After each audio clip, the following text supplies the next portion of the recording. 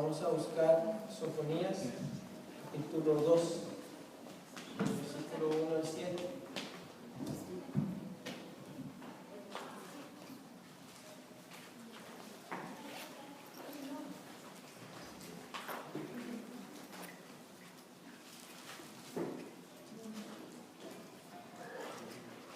Pónganse de pie para la lectura de la palabra.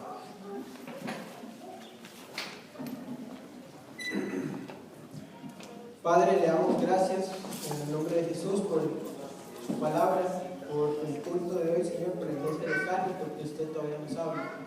Le pedimos en el nombre de Jesús que el Espíritu Santo tome control de la escuela dominical, Señor, y que podamos comprender lo que usted tiene para hoy, para nosotros. En el nombre de Jesucristo ponemos todo en sus manos. Amén. Bueno, vamos a leer de manera antifonal del versículo 1 al 7. Dice: congregaos y meditad, oh nación sin pudor.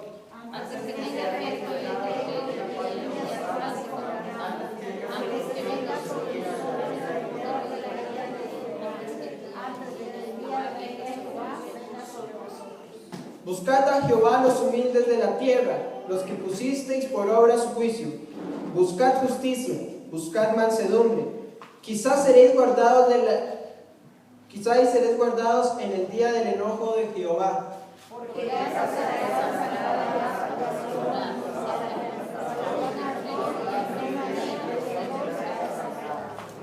Ay de los moradores de la costa del mar y del pueblo de los hereteos. La palabra de Jehová es contra vosotros, oh Canaán, tierra de los filisteos, y te haré destruir hasta no dejar morador.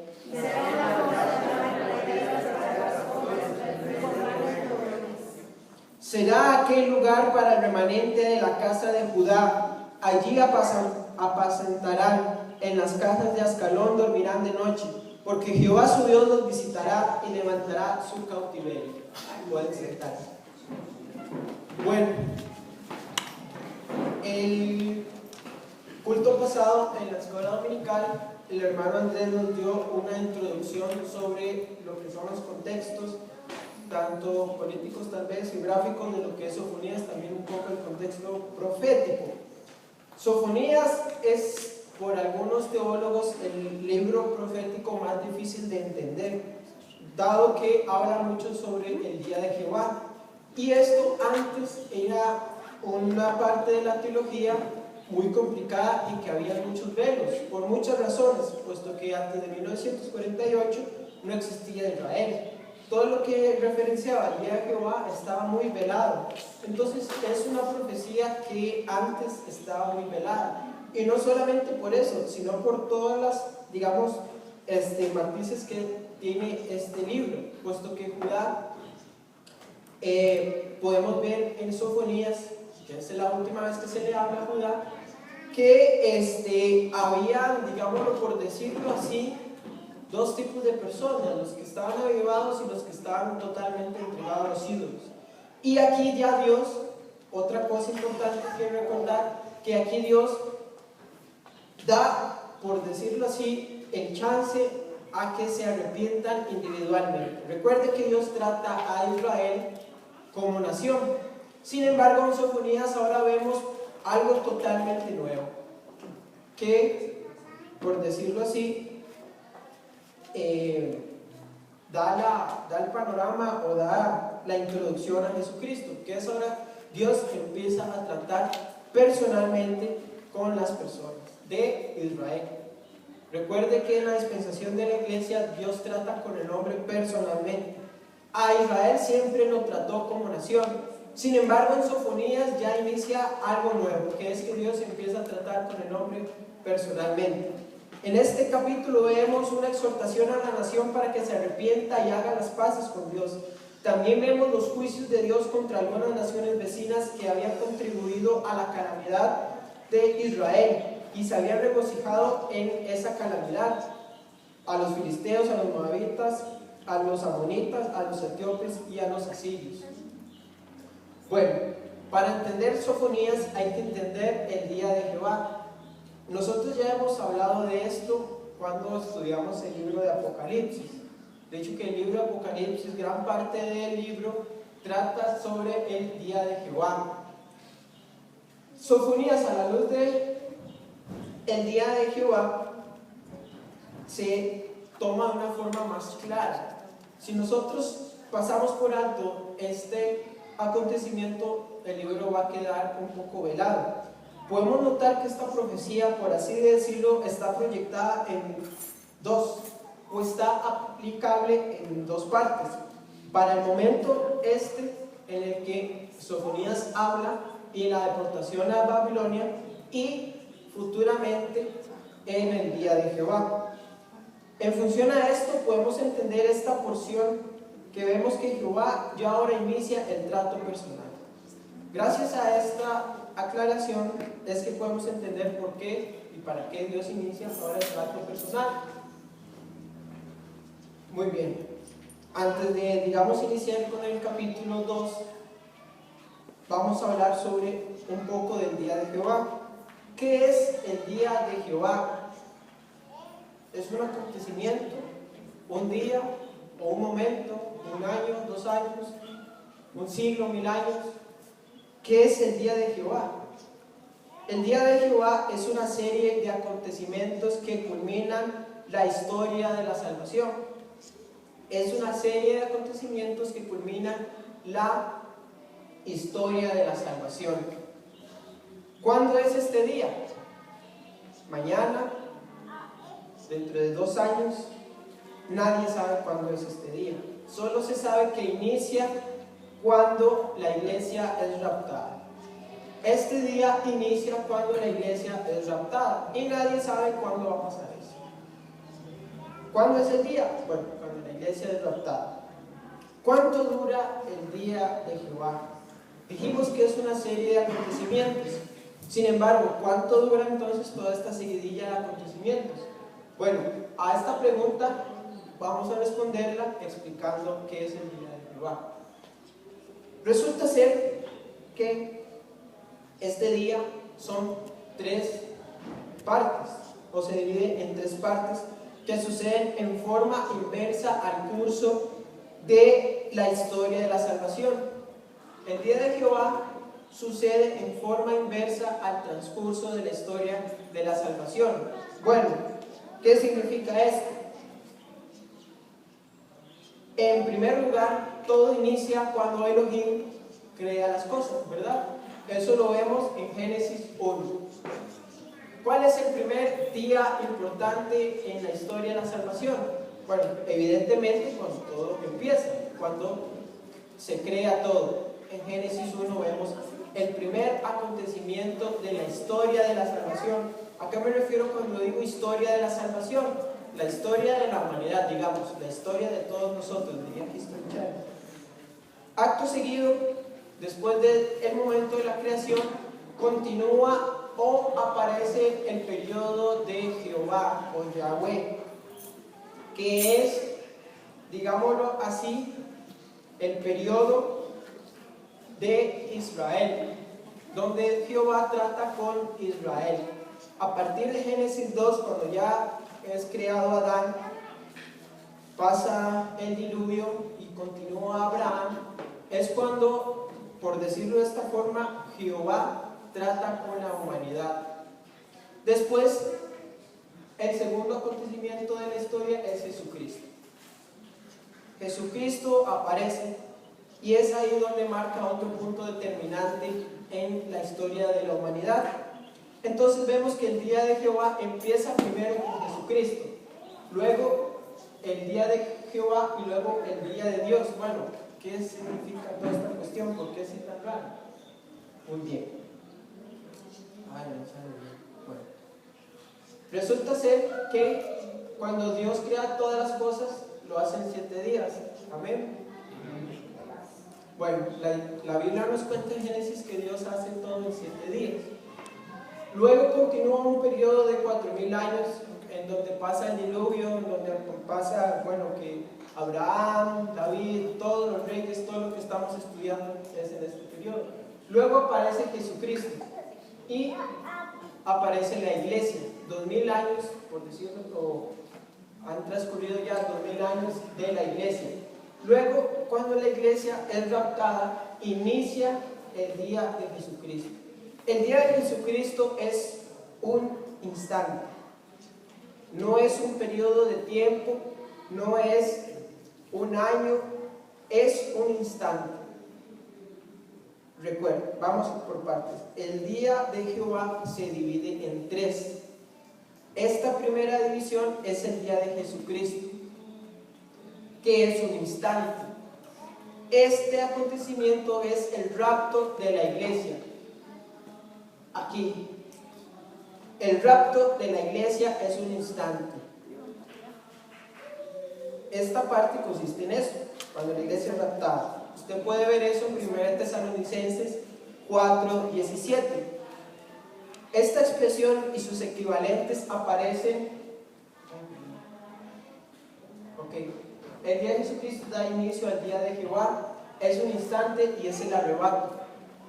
Esta expresión y sus equivalentes aparecen en todos estos versículos: 1 Corintios 1:8, 3:13, 5:5, 2 Corintios 1:14, Filipenses 6:2, etc. Es un instante y da inicio al día de Jehová. Luego sigue lo que es el día de Yahweh o Jehová, es lo mismo. Es el segundo acontecimiento en este día. Bueno, pero ¿por qué se le llama día? Es un hebraísmo, digámoslo, es un hebraísmo. Decir el día de Jehová para ellos es un hebraísmo, algo muy propio de su cultura. Nosotros, para que tal vez nos quede claro, podemos decir el acontecimiento de Jehová, pero para los judíos es el día de Jehová. Este día se divide en otros tres acontecimientos. El segundo es el de Yahweh, procede del día de Jesucristo, es decir, cuando pasa el rapto, ahora sí, sigue el día de Jehová. Es un periodo de 7 años. Este es un periodo de 7 años. La primera fase es un instante y es el rapto.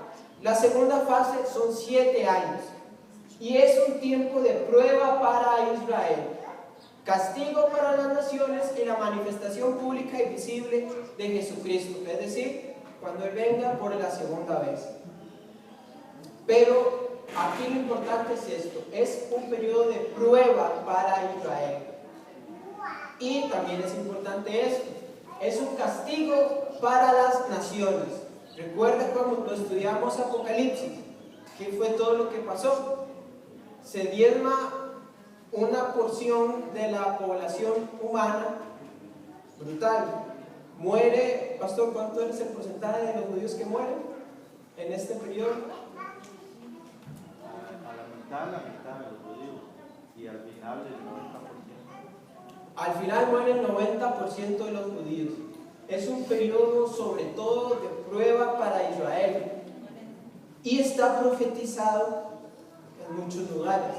Esta expresión y sus equivalentes se encuentran en el Antiguo Testamento, en Isaías 2:12 al 21, 3, 6 al 9, en Jeremías 30, 3 y 7, en Joel 1:15 y 2, 1 al 11, también en Amós 5, 18 al 20, lo encontramos también en Sofonías 1, 7 y 14, en fin, también lo encontramos en 1 Tesalonicenses 5, 1 al 4, 2 de Pedro 3, 10, Apocalipsis 2, 10, 6, 17 y 16, 14. Es un periodo de 7 años. Esta parte consiste en el periodo que comprende la gran tribulación y culmina en el Armagedón. ¿Qué pasa en el Armagedón? ¿Quién es el que llega al Armagedón? Jesucristo. Luego continúa lo que es el día de Dios y la culminación del día de Jehová. Esta frase solo se encuentra en 2 de Pedro 3:2. Es por lo cual este tema resultó tal vez un poco difícil para los teólogos de antes, porque este día, o sea, la culminación del día de Jehová, solo se encuentra en un pequeño pasaje, que si no se aclara a la luz de todos los anteriores, queda totalmente velado, y es 2 de Pedro 3:12. Busquemos rápidamente.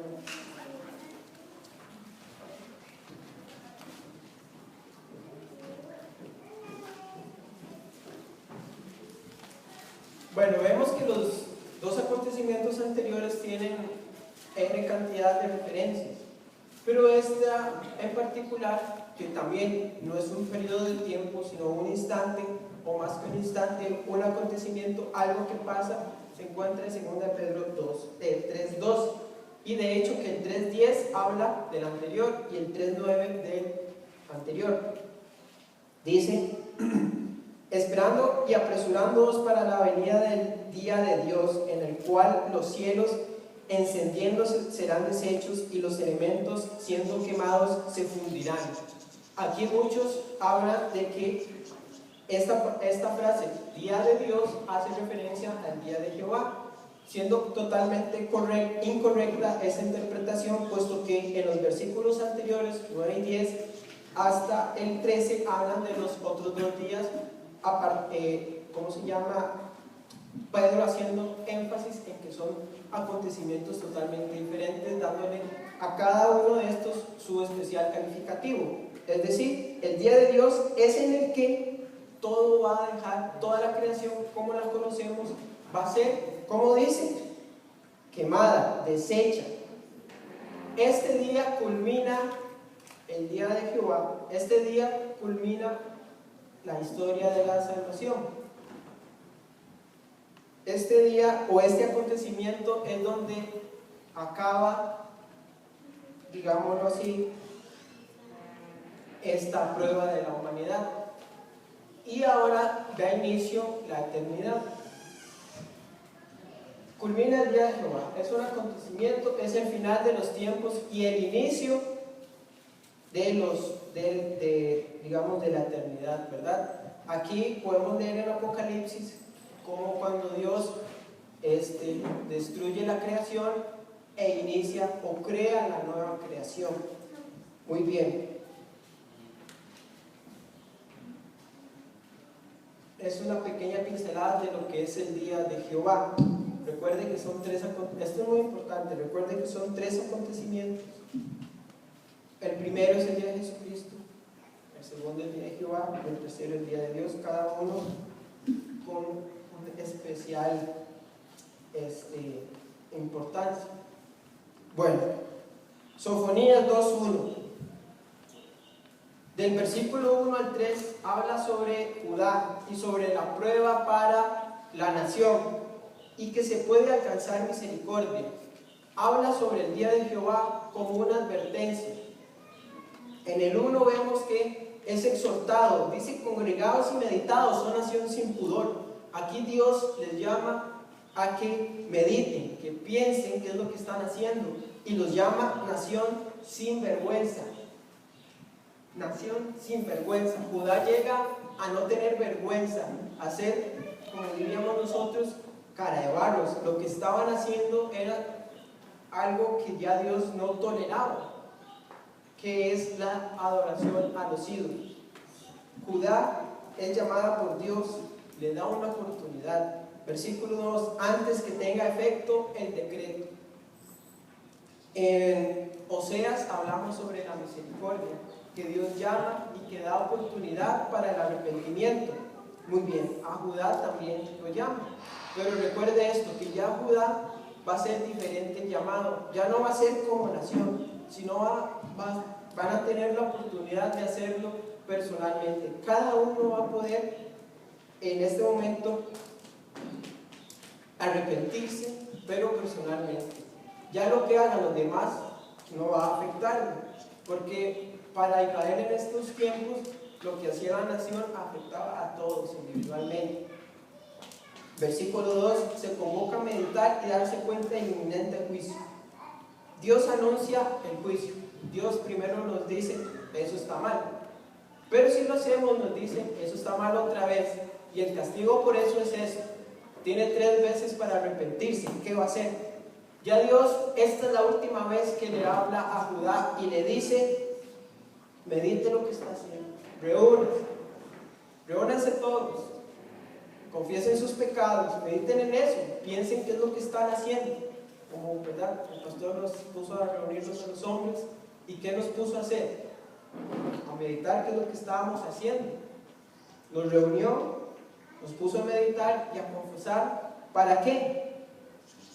Antes de que venga el efecto del decreto, antes de que suceda el efecto del pecado, Dios les dice a Judá, y también nos lo dijo a nosotros: medite qué es lo que está haciendo, piense en lo que está haciendo. ¿Por qué? Porque el día puede pasarse como el tamo, puede pasarse rápido. Antes que venga sobre vosotros el furor de la ira de Jehová. Y es aquí donde ya Dios les dice: bueno, señoras y señores, nación de Judá, van a ser deportados a Babilonia. Pero eso no va a ser nada comparado a lo que va a suceder en un futuro. ¿Qué es lo que va a suceder en un futuro? El día de Jehová. 7 años en los cuales Israel es apaleado. Y no solo Israel, sino que todo el mundo. Es una advertencia. Antes que el día de la ira de Jehová venga sobre vosotros. Es una advertencia dividida, como quien dice, en dos. Medite lo que está haciendo, usted va a ir deportado a Babilonia. Pero tiene un chance. Tiene un chance. El decreto del que habla consiste en 2 al mismo tiempo. Dios ofrece bendición si los de Judá aceptaban la disciplina con mansedumbre. También habla sobre el día de Jehová. Hay chance hasta el inicio de ese día, después ya no. Toda persona, antes de que Jesucristo rapte a la iglesia, tiene el chance de cambiarse ese día, de saltarse ese día, aceptando a Jesucristo. Toda persona que no haya aceptado a Jesucristo y llegue el día de Jehová, va a sufrir las consecuencias de no haberse arrepentido. Igual en Judá. Cuando llegue la deportación a Babilonia, Dios lo que les está diciendo es que antes de que llegue ese día, tienen chance de aceptar la disciplina y el castigo de Dios con mansedumbre. ¿Qué es lo que tenía que hacer el judío? Hacer lo que hizo Daniel, ir manso a Babilonia. Los que se iban para Egipto les iba mal, pero gente que iba mansa para Babilonia, aceptando que Dios los estaba disciplinando y aceptando la corrección y que ésta iba a dar fruto, prosperan. Como Daniel aceptó la disciplina y fue mansito para Babilonia. ¿Está bien, Dios? ¿Está bien? Acepto eso. Y sabemos que Daniel, como por ejemplo, prosperó grandemente, siendo el segundo del mundo por varios periodos. De Babilonia hasta Persia fue el segundo. Y todos los judíos que fueron mansos, aceptando la corrección de Dios, fueron los judíos que prosperaron en Babilonia, y son los judíos que ahora tienen cantidades de plata exorbitantes en Europa. ¿Por qué? Porque aceptaron la disciplina y dijeron: no, está bien, mejor manso, no voy a luchar contra Dios, acepto esta cuestión. Por otro lado, los que se fueron para Egipto, huyendo del castigo de Dios, huyendo de la disciplina, pues les fue mal. Antes que el decreto aplique, hay tiempo de gracia y de misericordia. Una vez que Dios habla, ya no hay marcha atrás.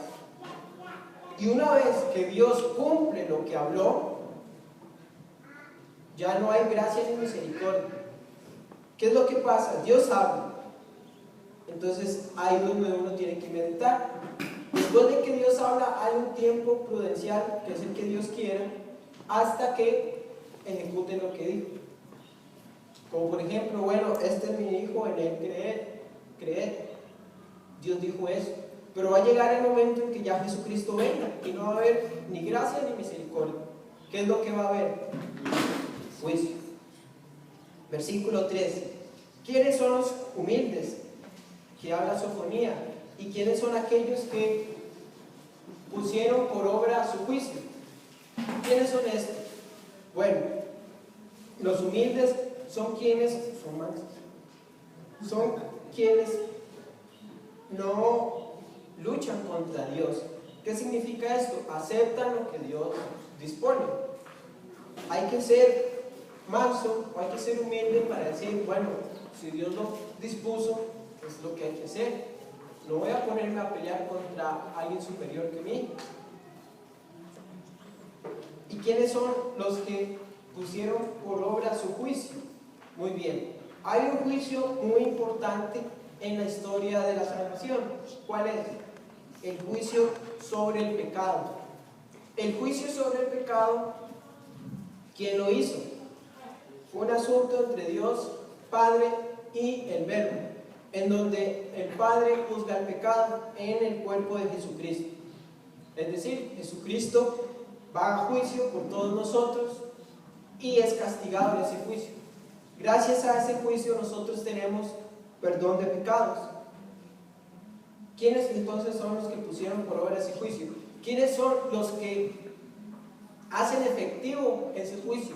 Los que aceptan el veredicto. El veredicto es que ya los pecados fueron perdonados. Ahora bien, acepta ese perdón, pone por obra ese juicio, hace efectivo ese juicio. Todos los que aceptan a Jesucristo hacen efectivo ese juicio. Quien quiere ir al cielo y no estar en el día de Jehová en la tierra, tiene que hacer efectivo ese juicio. ¿Cómo aplica para los de Judá en ese momento? Dios les dice, bueno, por sus pecados como nación van a ir deportados a Babilonia, va a ser arrasada Jerusalén, en Judá no va a quedar piedra sobre piedra. El juicio es que ustedes van a ir para Babilonia. Sin embargo, si usted es manso y acepta la disciplina que le estoy dando, para que sepa que yo lo amo y que si usted acepta la deportación humildemente, va a prosperar. ¿Cómo se llama? Todo lo contrario, el que no acepta la disciplina va a ser quebrantado. Es lo que Dios quiere, que pongamos por obra eso. Es decir, ya me enredé, que Dios tiene algo, tiene un plan, tiene un juicio. Dios ya decretó que todos iban a ser deportados. Ahora, ¿quién está de acuerdo con eso? ¿Y quién no? Los que ponen por obra el juicio son los que están de acuerdo y son los que se llevan la bendición. Los que no están de acuerdo son los que se ganan la maldición. Poner por obra el juicio significa aceptar los planes de Dios para mí con mansedumbre, es decir, humilde, sabiendo que lo que se está haciendo está bien y que lo que pienso en contra posiblemente está mal. Habla de buscar mansedumbre y justicia, es lo mismo. Buscar mansedumbre es, ¿cómo se llama? Aceptar eso, implica la aceptación de sus juicios y decretos. Buscar justicia es la justicia de Dios, la cual es en Jesucristo. Buscar justicia es aceptar con alegría y gozo lo que Dios dice. Esto es lo que exime del día de Jehová, y al momento los corazones que hacían caso iban a ser prosperados en Babilonia. ¿Qué es lo que exime del día de Jehová? La mansedumbre y el buscar justicia.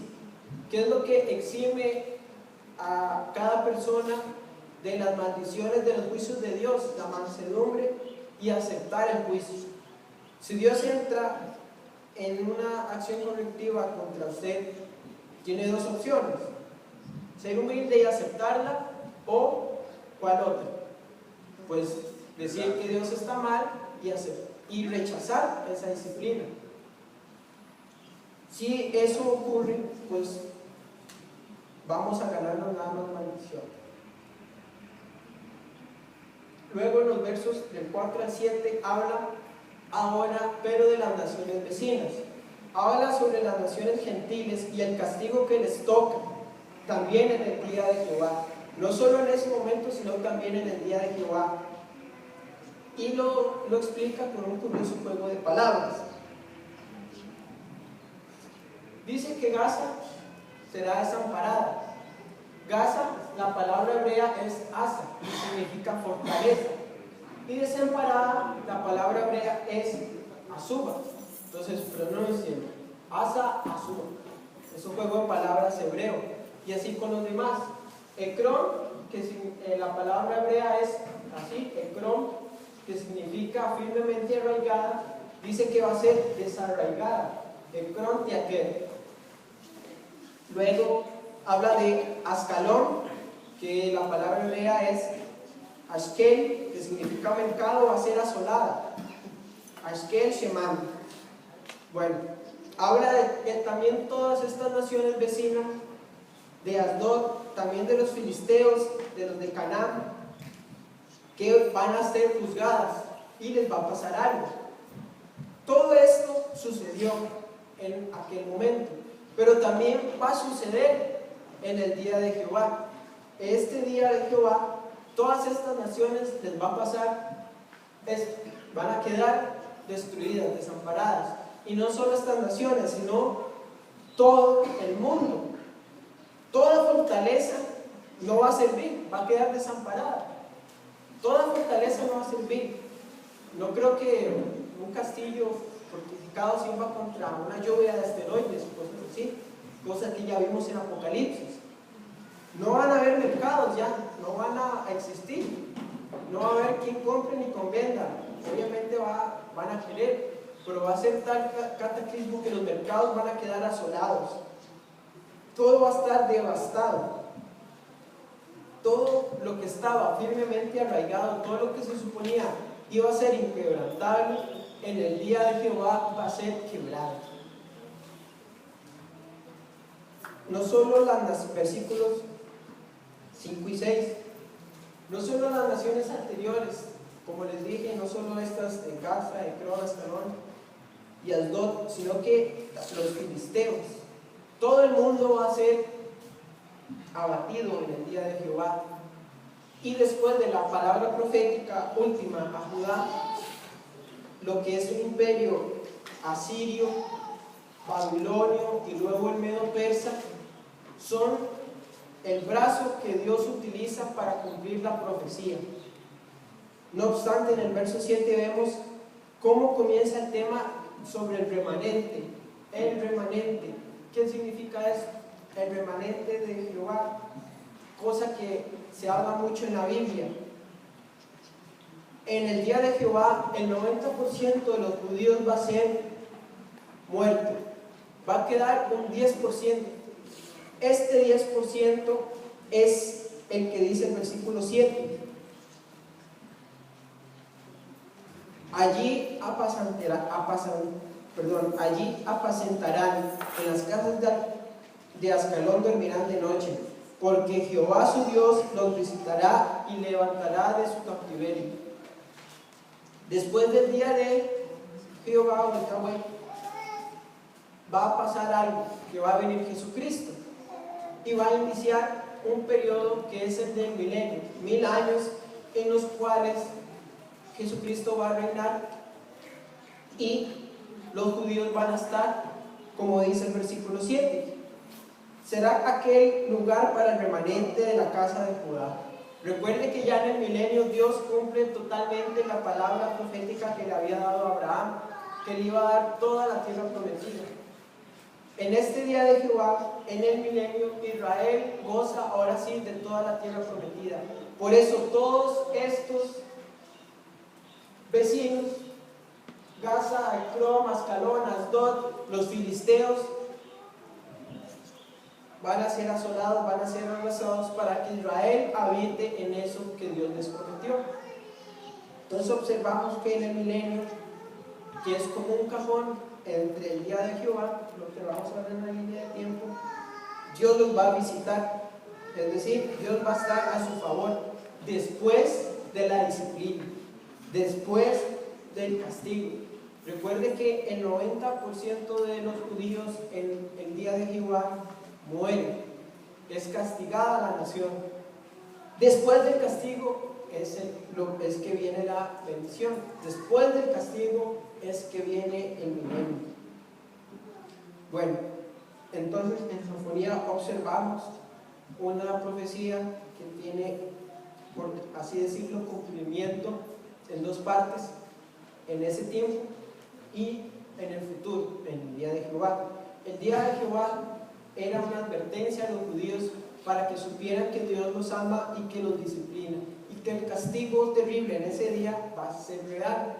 Va a ser tan real que los castiga en ese momento, los deporta a Babilonia, y eso no va a ser nada en comparación a lo que va a acontecer en este día. La iglesia es eximida porque practicó juicio, puso por obra el juicio, aceptando a Jesucristo y va a ser raptada. Hermanos, entonces aquí vemos lo importante: congregaos y meditad.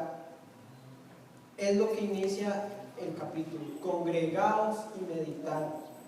Tenemos chance para meditar como congregación en lo que estamos haciendo.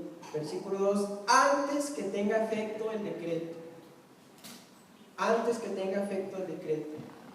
Una vez que el decreto tenga efecto, es decir, una vez que Dios inicie la disciplina, no hay vuelta atrás. ¿Hay chance para saltarse el castigo de la ira de Dios? Sí, pero hay que congregarse y meditar, apartarse de los pecados que enojan a Dios para así, digamos, esquivar la ira o la disciplina. Amén. Muy bien.